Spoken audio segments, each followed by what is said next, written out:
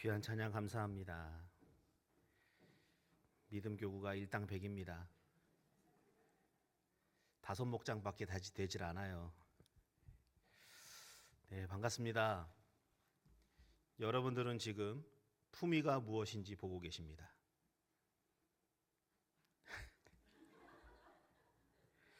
네, 옆에 계신 분들하고 함께 인사 나눕시다. 잘 오셨습니다. 제가 얼마나 품위가 없어 보였으면 다들 대꾸를 못하시고 얼어 계실까요? 날씨가 그리 추운 것도 아닌 것 같은데 좀 더 분발하며 살겠습니다.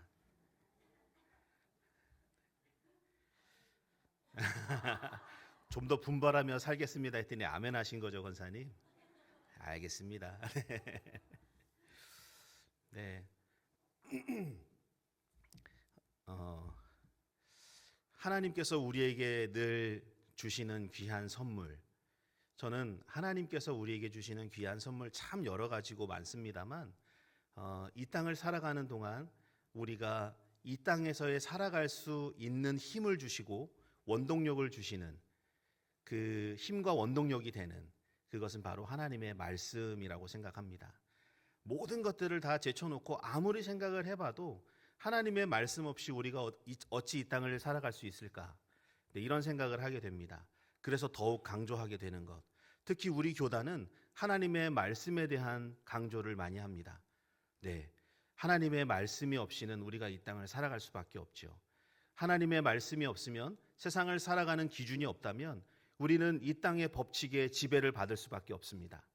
이 땅에서 원하는 것, 이 땅에 가지고 있는 기준대로 끌려갈 수밖에 없는 것이 어쩌면 우리가 살아가야 할 삶의 모습인데 거기에 하나님의 말씀이 더해져서 하나님의 은혜가 더해져서 우리는 세상에 지배를 받지 않고 하나님의 법칙을 따를 수 있는 성도가 된 것이죠.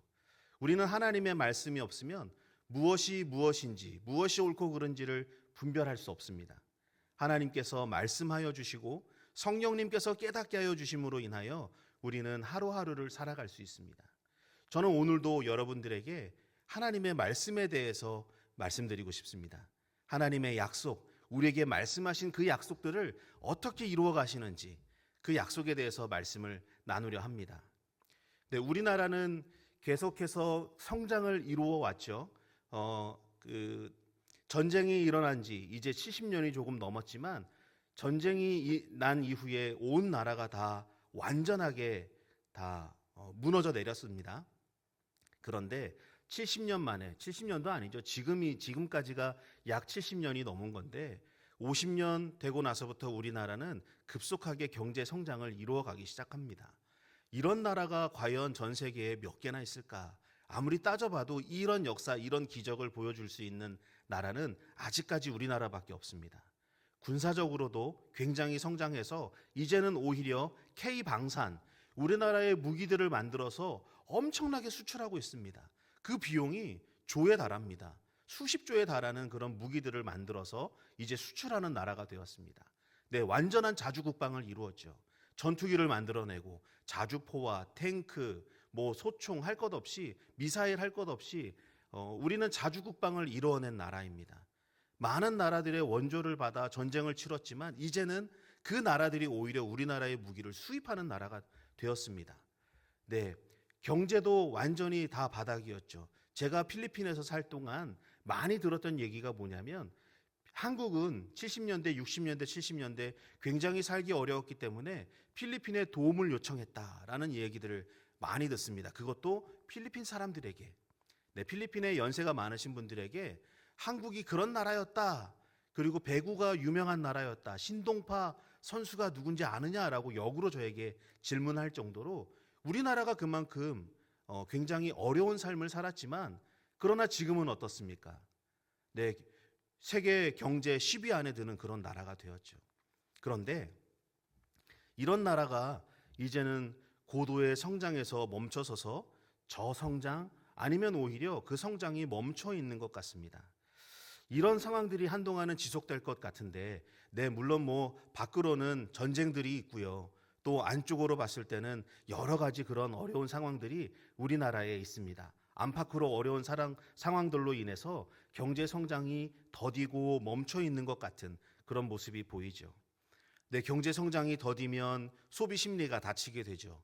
또 국민들의 주머니가 닫히게 되면 우리가 많은 소비를 했던 그런 부분들의 그런 꼭 필요한 것에 지출하지 않아도 되는 부분들의 주머니가 다 닫히게 됩니다. 뭐 외식업이라든지 미용 관련, 패션 관련 이런 여행 관련 업체들이 계속해서 고객들이 줄어들고 있다, 매출이 준다라는 이야기들을 하고 있죠.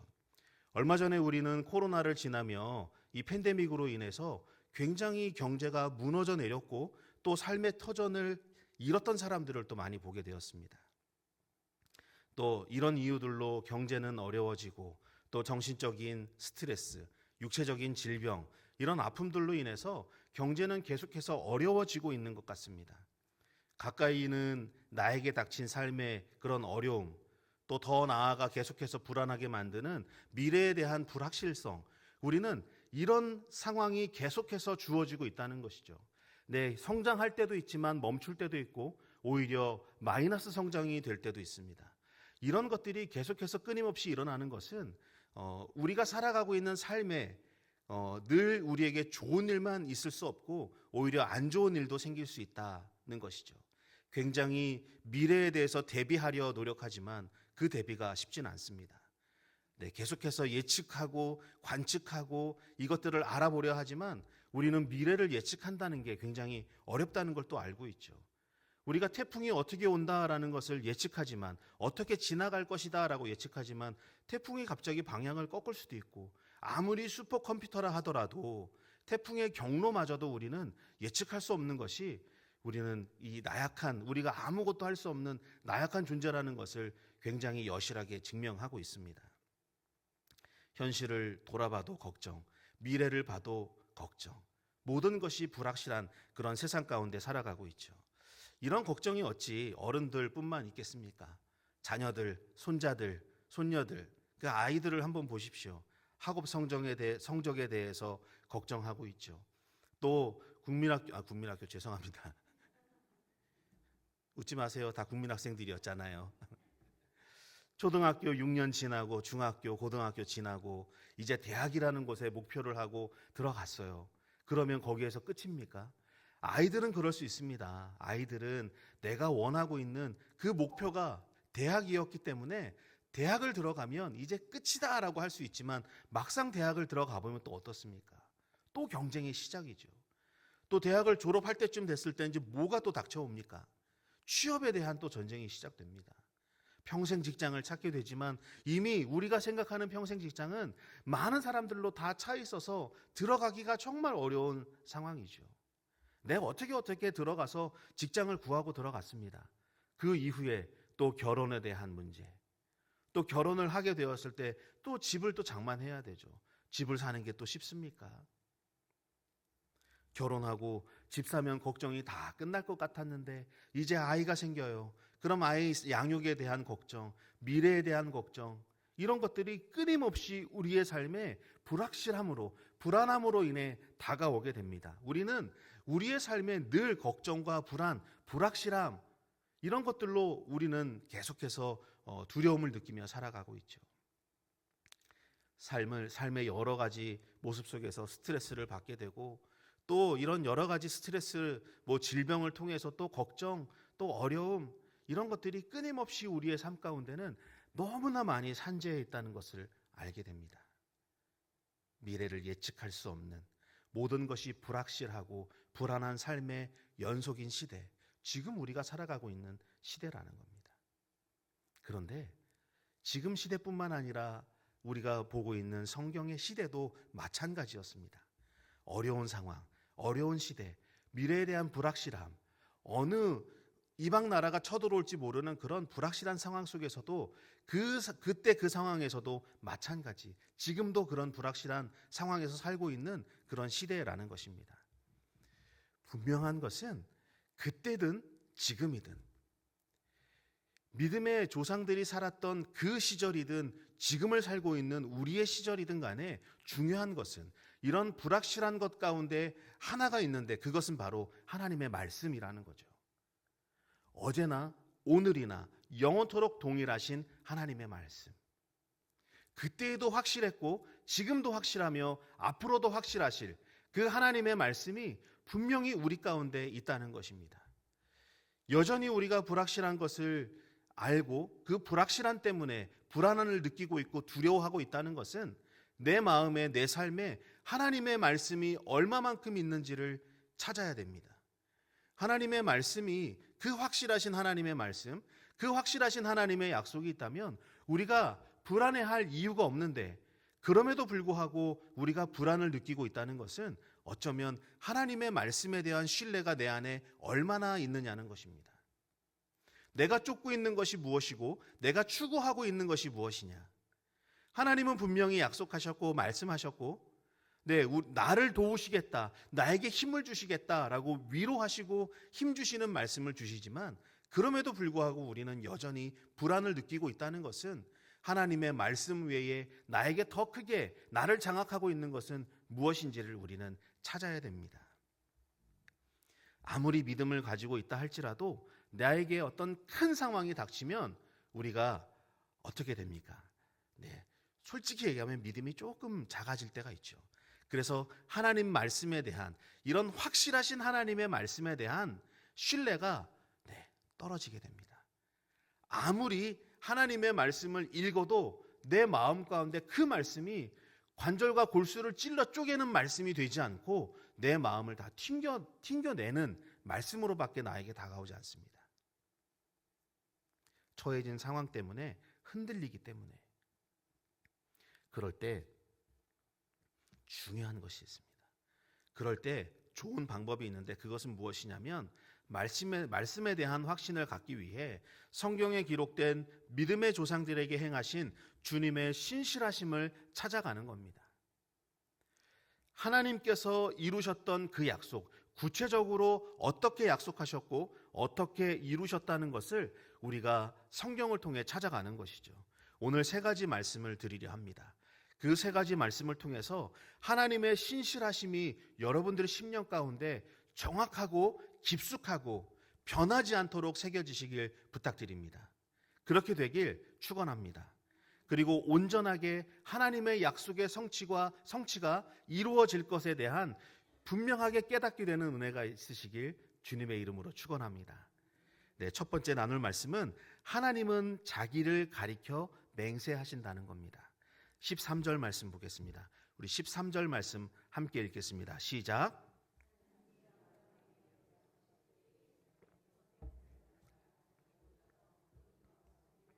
자기를 가리켜 맹세하여. 하나님이 아브라함에게 약속하실 때 가리켜 맹세할 자가 자기보다 더 큰 이가 없다. 하나님 위에 있는 신이 없지요. 그래서 더 큰 이가 없으므로 자기를, 하나님을 가리켜 맹세하셨다라는 거예요. 우리는 중요한 약속을 할 때 우리보다 더 나은 것을 걸고 약속을 하죠. 예를 들면, 여보 나 다시는 술 안 마실게. 하늘에 두고 맹세해. 제 이야기가 아닙니다. 오해하지 마십시오. 내가 그거 그렇게 하지 않았다는 거 하나님이 알고 계시지. 하나님이 알고 계셔. 나 절대 그러지 않았어. 라고 우리는 자주 이런 뭐라고 합니까? 보증을 하지 않습니까? 하늘이 알고 있다. 하나님이 알고 있다. 그래서 나보다 더 확실한 것에, 나보다 더 큰 것에 우리는 이 보증을 하고 있다는 것입니다. 마찬가지로 고대 근동에서도 개인의 계약이나 또 아니면 부족의 어떤 계약을 맺을 때 하늘에 대해, 하나님에 대해, 그들의 신에 대해 그 신의 이름을 걸고 맹세하고 계약했던 그런 기록들이 남아 있습니다. 그러나 하나님은 하나님보다 더 존귀하고 하나님보다 더 크고 하나님보다 더 위대한 존재가 없기 때문에 하나님은 스스로의 이름을 걸고 맹세하셨던 겁니다. 자신의 이름을 건다. 누군가 식당을 차릴 때 자기의 이름을 걸고 식당을 차리거나, 뭔가를 만들어내는 명품을 만들 때 자기의 이름을 걸고 만들어낸다거나, 그리고 유명한 빵집, 명장집을 찾아보면 아실 겁니다. 유명한 명장들, 제빵 제과의 명장들이 운영하고 있는 빵집이나 그 제과점을 보면 그 명장들의 이름을 걸고 운영하는 것을 보게 됩니다. 네, 명품도 마찬가지죠. 자신의 이름을 건다는 것은 그만큼 제품에 자신이 있다는 겁니다. 하나님께서 자신 스스로의 이름을 가리켜 맹세하셨다는 것은 그것을 반드시 이루시겠다는 하나님의 분명한 약속과 확실함, 신실하심이 그 안에 담겨 있다는 겁니다. 신명기 10장 8절 말씀입니다. 그때에 여호와께서 레위 지파를 구별하여 하나님의 언약궤를 매게 하며 여호와 앞에 서서 그를 섬기며 또 여호와의 이름으로 축복하게 하셨으니 그 일은 오늘까지 이르느니라. 하나님은 아브라함에게 복을 주리라 말씀하시고 이름을 걸어 맹세하셨죠. 여호와의 이름으로, 여호와의 이름으로, 이 여호와의 이름으로 약속하셨다는 것은 분명하게 이루시겠다는 보증입니다. 하나님께서, 우주 만물을 만드신 그 하나님께서, 구약의 성경에 보면 구약은 오실 메시아에 대해서, 신약은 오신 그리스도에 대해서 기록을 하고 있습니다. 네, 예수께서 오실 것을, 그리고 하나님과 관계가 끊어진 이 인간들에게 구원의 말씀을, 그 구원하실 분을 보내주셔서 구원하시겠다, 영원한 생명으로 옮겨주시겠다는 그 약속들이 성경 66권, 구약과 신약에 가득하게 기록되어 있고 약속이 되어 있죠. 예수가 오실 것에 대해서 그 약속이 이루어졌습니다. 그 약속을 이루신 하나님께서 우리에게도 여전히 하나님의 이름으로 말씀하시고 약속하셨다는 것을 기억하십시오. 그것은 반드시 이루시겠다는 하나님의 의지입니다. 사무엘상 20장 42절 말씀입니다. 요나단이 다윗에게 이르되 평안히 가라. 우리 두 사람이 여호와의 이름으로 맹세하여 이르기를 여호와께서 영원히 나와 너 사이에 계시고 내 자손과 내 자손 사이에 계시리라 하였느니라. 요나단은 여호와의 이름으로 다윗을 지킬 것을, 다윗과 함께 영원히 그 언약을 맺게 됩니다. 지키고 보호할 것을 서로가 서로에게 여호와의 이름으로, 네, 그 약속을 끝까지 지킵니다. 하나님의 말씀, 성경에 기록된 이 약속들은 오늘을 살고 있는 우리에게도 여전히 유효합니다. 하나님의 이름으로 약속하신 모든 것들을 지금도 이루어가고 계십니다. 그리고 우리에게 주어진 하나님의 약속, 이 하나님의 보증으로 인해서 신실하고 분명하게 이루고 계시다는 것을 우리는 믿어야 합니다. 하나님께서 어찌 그 많은 약속들을 하시고 이루지 않은 것들이 있겠습니까?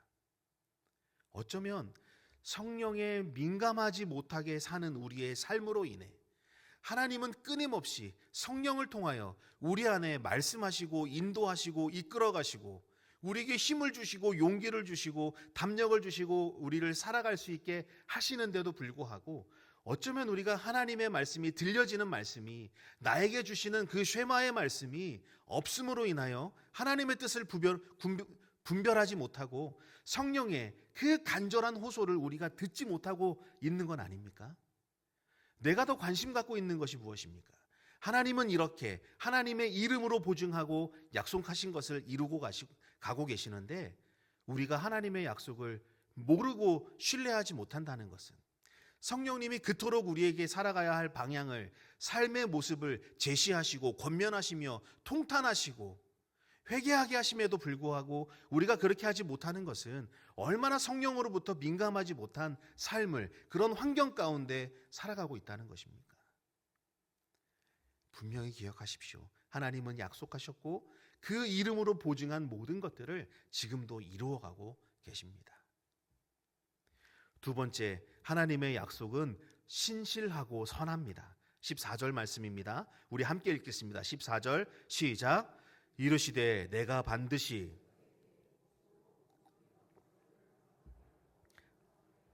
하셨더니 아멘.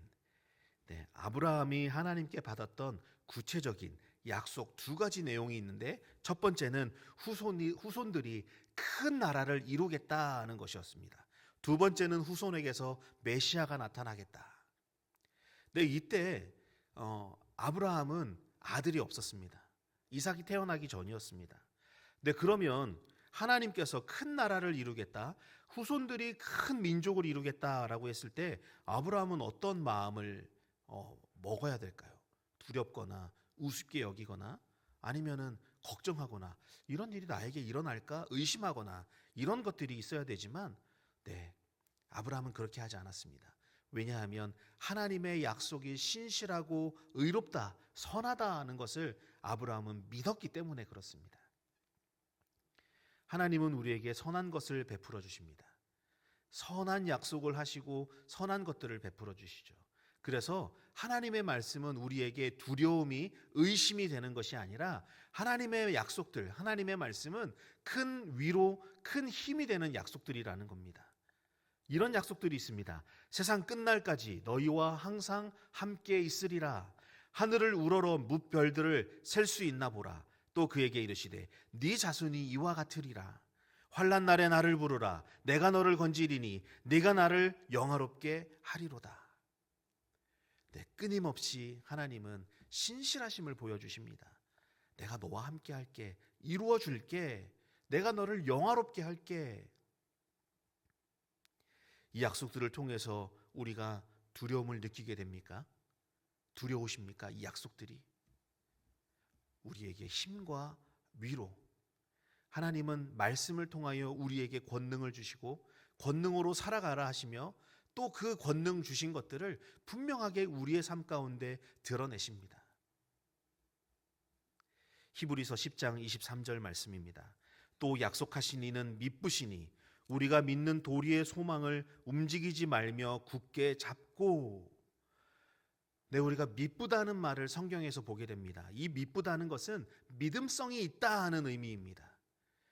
이 말은 로마서 3장 3절에 보면 바울이 했던 말입니다.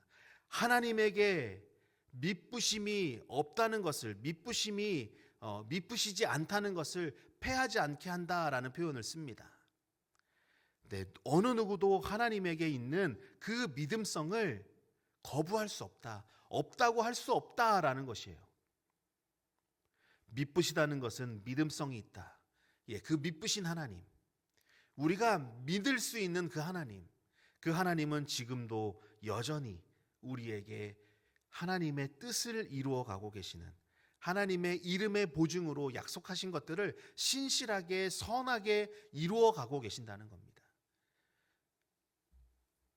우리가 주님으로부터 얼마나 많은 사랑을 받고 은혜를 받았는지, 또 그런 존재인가에 대해서 끊임없이 하나님은 우리에게 보증하시고 말씀하시고 그 선하심을 이루어 가시죠. 선하신 하나님은 자녀들에게 악한 것을 주시지 않습니다. 사람조차도, 아니면 짐승조차도 그 자식과 그 새끼에게 나쁜 것을 주지 않습니다. 선한 것을 베풀고 가장 좋은 것을 베푸려 하는 것이 바로 부모의 마음이죠. 우리가 해야 할 것은 하나님을 신뢰하는 것입니다. 신실하신 하나님을 신뢰하는 것. 하나님의 약속을 신뢰하고 그 약속을 이루실 하나님께 미리 감사하는 것입니다. 사랑하는 성도 여러분, 약속을 이루실 하나님, 선하고 신실하신 그 하나님을 믿고 인내하며 기다리십시오. 선하신 하나님은 신실하게 그 약속을 이루어 주실 것입니다. 마지막 세 번째는 인내로 약속을 기다리는 겁니다. 15절 말씀입니다. 그가 이같이 오래 참아 약속을 받았느니라. 아브라함이 오래 참아서 약속을 받았다라고 말하고 있죠. 약속을 받은 성도들에게 요구되는 기본 자세는 바로 인내입니다. 범죄한 인류에게 하신 여인의 후손에 대한 약속, 한순간에 이루어지지 않았습니다. 창세기 3장에 나타났던 여인 후손에 대한 약속은 예수님 시대에 와서야 비로소 이루어지게 됩니다. 성취가 되었죠.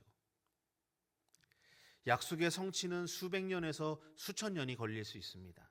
더 오래 걸릴 수도 있고, 아브라함이 후손을 얻으리라는 약속을 받은 다음에 이삭이 태어난 것은 수십 년이 지난 이후였습니다.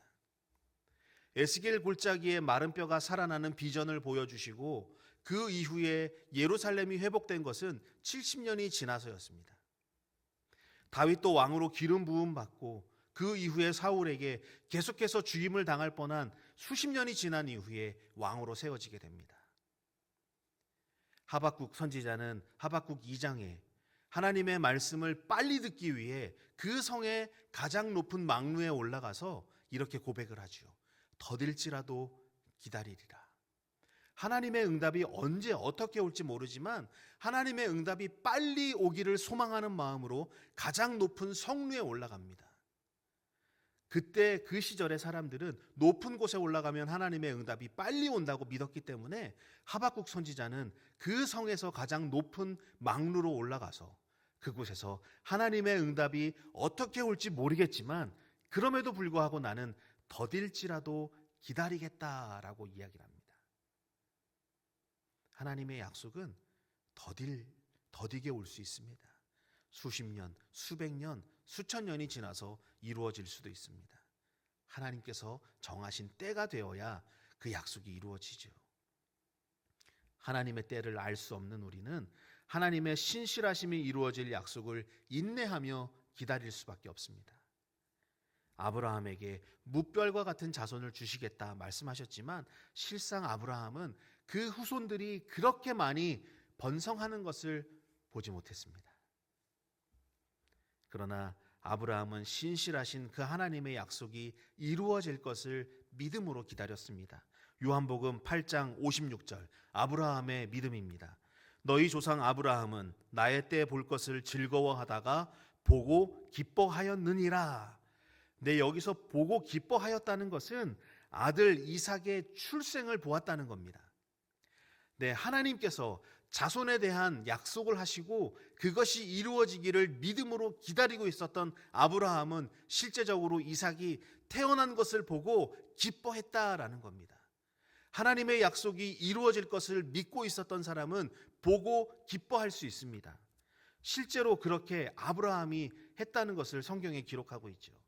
이처럼 약속을 받은 성도, 주님의 신실하심을 믿은 성도들은 하나님의 약속이 이루어진 것을 보고 기뻐할 수 있습니다.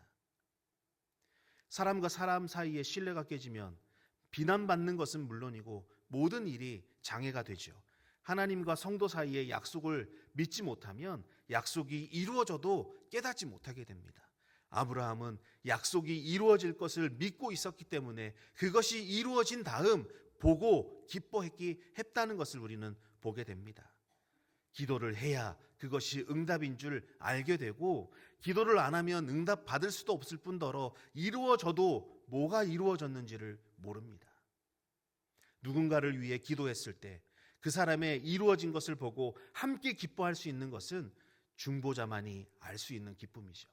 하나님께서 들어주심, 그 소원을 이루어 주심, 기도한 자들에게만 주시는 기쁨, 믿음으로 기다린 자들에게 주시는 보고 기뻐할 수 있는 것, 믿음으로 인내로 기다린 자들이 맛볼 수 있는 기쁨입니다. 확신을 갖고 인내하며 기다리는 자에게는 주님의 위로, 주님의 은혜를 경험하게 됩니다. 사랑하는 성도 여러분, 오늘 우리는 내일 어떻게 될지 모르는 그런 인간의 약속에 대해서는 철석같이 믿고 있지만 영원하시고 변함없는 하나님의 약속을 신뢰하지 못하는 그런 어리석은 삶을 살면 안 됩니다. 사람의 약속은 어찌 그리 철썩 믿으면서 그렇게 영원토록 변하지 않는 하나님의 말씀에 대해 우리는 신뢰하지 못하고 믿지 못하고 있습니까? 하나님의 약속은 확실하게 이루어진다는 것을 믿으십시오. 그리고 그 약속을 기억하며 기쁨과 소망 가운데 기다리십시오. 언제 될지 모릅니다. 언제 이루어질지 모르지만 확실한 것은 신실하신 하나님은 우리에게 가장 좋은 것으로 이루어 주실 것입니다. 믿음으로 기다리는 자는 보고 기뻐할 수 있습니다. 기다리십시오. 언제가 될지 모르지만 우리 기다립시다. 하나님의 신실하심이 이루어지는 선하신 약속을 이루시는 그 하나님께서 지금도 이루어가고 계십니다. 성도는 하나님의 약속을 쫓는 사람들입니다. 약속을 못 기다리는 것은 성도가 해야 할 덕목이 아닙니다. 약속을 기다리는 것, 약속이 성취될 때까지 기다리는 것. 하나님의 약속을 따라 약속이 이루어질 것을 믿으며 언제나 믿음으로 인내하며 기다리시길 부탁드립니다. 그렇게 눈앞의 현실과 상황 때문에 흔들리지 마시고 아브라함처럼 약속을 받아 그 성취의 역사를 이루시는 우리 사랑하는 천안천성교회 모든 성도님들 되시길 주님의 이름으로 축원합니다. 기도하겠습니다.